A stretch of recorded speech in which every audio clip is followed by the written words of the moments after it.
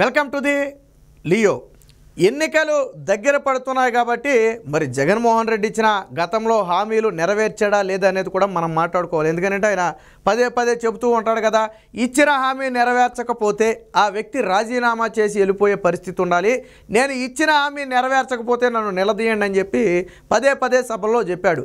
మరి అలాంటి వాటిల్లో ఒకటైనటువంటి మద్యపాన నిషేధాన్ని కనుక మనం తీసుకుంటే గతంలో రోజా దగ్గర మొదలు పెడితే అనేక మంది ఏం మాట్లాడారు, చంద్రబాబు నాయుడు ఆ మద్యాన్ని రాష్ట్రానికి ఆదాయ వనరుగా మార్చేశాడు, మద్యం ద్వారా వచ్చే ఆదాయంతో రాష్ట్రాన్ని నడపటం అంటే ఆ రక్త మాంసాలతో వ్యాపారం చేయటమే, చంద్రబాబు లాంటి ఒక వ్యక్తి రాష్ట్రానికి ఆ సీఎంగా ఉండటం ఇదని చెప్పి మాట్లాడటం జరిగింది. రోజా కూడా ఏదో చంద్రబాబు నీరు చెట్టు అనే కార్యక్రమం పెట్టి తర్వాత దాన్ని బారు బీరు అని మార్చాడని చెప్పి రకరకాల విమర్శలు చేసింది. జగన్మోహన్ రెడ్డి కూడా ఏమన్నాడంటే, చంద్రబాబు అనే వ్యక్తి మద్యపాన నిషేధం చేస్తాడో లేదో నాకు తెలియదు, కానీ బుద్ధున్న వ్యక్తి అయితే చెయ్యాలా, ఆయన చెయ్యకపోయినా దేవుడి దయతో మనందరి ఆశీస్సులతో మన ప్రభుత్వం వచ్చిన వెంటనే కేవలం 5 స్టార్ హోటల్స్కు మాత్రమే మద్యాన్ని పరిమితం చేసి రాష్ట్రంలో మద్యం అనేదే లేకుండా చేస్తాను, ఏ మహిళ మెడలో పుస్తలు కూడా తెగే అవకాశం కానీ లేదా తాకట్టు పెట్టే అవకాశం కానీ ఉండకూడదని చెప్పి గతంలో జగన్మోహన్ రెడ్డి మాట్లాడాడు. మరి అదే సమయంలో జగన్మోహన్ రెడ్డి ఇంకో మాట కూడా చెప్పాడు, ఎవరైనా ఒక రాజకీయ నేత ఒక మాట ఇస్తే విలువలు విశ్వసనీయత కట్టుబడి ఉండాలా, ఇచ్చిన పని చేయకపోతే తక్షణమే రాజీనామా చేసి వెళ్ళిపోయే పరిస్థితి ఉండాలా, లేదా ప్రజలే రాజీనామా చేయించే పరిస్థితి ఉండాలని చెప్పి రకరకాల విమర్శలు చేశారు. మరి ఇప్పుడు అదే మద్యపాన నిషేధం తీసుకుందాం, ఎందుకంటే 5 ఏళ్ళు అయిపోతే నేను మద్యపాన నిషేధం చెయ్యకపోతే ఓట్లు అడగను అని చెప్పి స్వయంగా జగన్మోహన్ రెడ్డి చెప్పాడు. జగన్మోహన్ రెడ్డి ఏం చెప్పాడు, నేను మద్యపాన నిషేధం చేసిన తర్వాతే ఓట్లు అడుగుతా అన్నాడు. మరి చేయలేదు కదా, మరి ఓట్లు ఎలా అడుగుతావు? అంతేకాదు తర్వాత విడుదల రజని కూడా అదే చెప్పింది, అన్నట్టుగానే మద్యపాన నిషేధం చేసిన తర్వాతే మేము ఓట్లు అడుగుతా ఉంది. మరి ఆవిడట ఓట్లు అడుగుద్దో మనకు తెలియదు. సో ఇది దీనికి సంబంధించి మరి గతంలో ప్రస్తుత ఫైర్ బ్రాండ్ వైసీపీ ఫైర్ బ్రాండ్గా చెప్పుకునే రోజా గతంలో ఏదో నోరు జారి మాట్లాడిందో ఒకసారి విందాం. మద్యాన్ని ఒక ఆదాయ వనరుగా చూసి ఖజానా నింపుకోవడమే ధ్యేయంగా పనిచేస్తున్నాడు, కానీ ఆడవాళ్ల రక్షణ గురించి, వారి ఆర్థిక పరిస్థితి గురించి, వారి పసుపు కుంకుమల గురించి ఆయన ఆలోచించడం లేదు. సో ఏమంటే చంద్రబాబు నాయుడు మద్యాన్ని ఒక ఆర్థిక వనరుగా మాత్రమే చూస్తున్నాడు, మాలాంటి ఎంతోమంది మహిళల పసుపు కుంకుమల గురించి వాళ్ళ జీవితాల గురించి అసలు ఆలోచనే చేయట్లేదని చెప్పి పాపం రోజా చాలా బాధపడింది. తప్పులేదు, రోజా రోజు మద్యపాన నిషేధం చేయమని ఒక సాటి మహిళగా అడగటంలో తప్పులేదు, అయిపోయింది కదా. మరి ఇప్పుడు అధికారంలో ఉన్నది ఎవరు? సరే మొత్తం అయిన తర్వాత దీని గురించి మాట్లాడారు. ఆయన మొదటి 5 సంతకాల్లో మొదటి సంతకం అంటే ఒక సంతకమైన ఈ బెల్ట్ షాపుల నిర్మూలన గాని కొత్త షాపులకి లైసెన్స్ ఇవ్వనని చెప్పి ఈ రోజు ఆ సంతకాన్ని నిర్వీర్యం చేసి బెల్ట్ షాపులు విపరీతంగా పెంచి కొత్త షాపులకి లైసెన్స్ ఇచ్చి. సో ఏంటంటే చంద్రబాబు నాయుడు మద్యపాన నిషేధం చేస్తానని ఎక్కడా చెప్పలా, ఆ మొక్క రోజానే ఒప్పుకుంది. మద్యపాన నిషేధం అనలేదు, బెల్ట్ షాపుల్ని నిర్మూలిస్తామన్నాడు, దానికి సంబంధించి ఒక సంతకం కూడా పెట్టారు. అయితే ఈవిడేమంటదంటే ఆయన సంతకం పెట్టాడు కానీ అవి కంట్రోల్ కాలేదు అంటది. సరే అయ్యిందో లేదో అయిపోయింది, గతం ఎలాగా అయిపోయింది కదా. అయితే మద్యపాన నిషేధం హామీ అయితే ఆయన ఇవ్వలేదు కదా, సో కాబట్టి మనం ఆయన గురించి మాట్లాడే అర్హత లేదు. బెల్ట్ షాపులు సరే పోయాయా లేదా అనేది తర్వాత సంగతి, మద్యపాన నిషేధం గురించి మనం మాట్లాడుతున్నాం కదా. తర్వాత ఇదే రోజు ఇంకో మాట మాట్లాడింది విందాం. తాగడానికి నీళ్లు లేదు, చేయడానికి పని లేదు, కానీ తాగడానికి తాగినంత మందు. గతంలో మీరు చూస్తే నీరు నీరు అనే పథకం పెట్టాడు చంద్రబాబు నాయుడు, దాన్ని ఈరోజు ప్రమోషన్ చేసి బీరు బారు అంటూ ప్రజలందరికీ కూడా గడప గడపకి మద్యాన్ని బార్లని వాళ్ళకి అందుబాటులో సౌకర్యంగా చేసి. సో ఏంటంటే ఈవిడ బాధ, చంద్రబాబు నాయుడు హయాంలో నీరు చెట్టు అని పెట్టాడు, తర్వాత దాన్ని బారు బీరుగా మార్చాడు, రాష్ట్రంలో తాగటానికి నీళ్లు ఉన్నాయో లేదో తెలియదు కానీ మద్యాన్ని మాత్రం గడప గడపకు పంపిణీ చేశాడంట. మరి రోజా ఇంటికి ఏమైనా చంద్రబాబు నాయుడు తీసుకెళ్ళి 2 మద్యం బాటిల్ ఇచ్చాడేమో నాకైతే తెలియదు. చంద్రబాబు నాయుడు గడప గడపకి మద్యాన్ని పంపిణీ చేశాడా? చంద్రబాబు నాయుడు ఎవరింటికైనా సరే జగన్మోహన్ రెడ్డి ఏదో శవాల్ని డోర్ డెలివరీ చేసినట్టుగా ఆయన ఏమైనా మద్యాన్ని డోర్ డెలివరీ చేశాడా ప్రభుత్వ హయాంలో? చేయలేదు కదా. పోనీ మద్యపాన నిషేధం చేస్తానని ఏమని చెప్పాడు ఆయన? చెప్పలేదు కదా. మరి ఆయన గురించి మాట్లాడే అర్హత మీకు ఎక్కడిది? సరే ప్రతిపక్షాల్లో ఉన్నారు, నోరు ఉంది కాబట్టి సరే ఇష్టం వచ్చినట్టు మాట్లాడతారు, ఓకే. మరి అధికారంలో ఉన్నది ఎవరు ఇప్పుడు?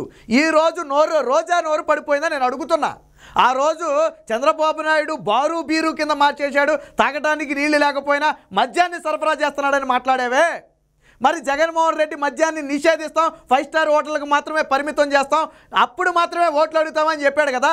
మరి ఇప్పుడు ఏ మొహం పెట్టుకుని నువ్వు మీ నాయకుడు ఓట్లు అడుగుతారు? నేను స్ట్రైట్గా అడుగుతున్నా. మద్యపాన నిషేధం జరగలేదు కదా, 5 స్టార్ హోటళ్ళకు మాత్రమే పరిమితం చేయలేదు కదా, మద్యం వెచ్చలవిడిగా నడుస్తుంది కదా, ఈరోజు అంతకు డబుల్ బెల్ట్ షాపులు వచ్చాయి కదా, అదే మద్యాన్ని తాకట్టు పెట్టి 50,000 కోట్ల రూపాయలు అప్పు తెచ్చాడు కదా, ఈ రోజుకి ఆ మద్యాన్ని తాగిస్తూనే మద్యం సమయం పెంచాడు కదా, దాని రేటు పెంచాడు కదా, చీప్ లిక్కర్ల స్థానంలో జగన్మోహన్ రెడ్డి సొంత బ్రాండ్లు తీసుకొచ్చి ప్రజల ప్రాణాలు తీస్తున్నాడు కదా. మరి నీ నోరు పడిపోయిందని నేను అడుగుతున్నా.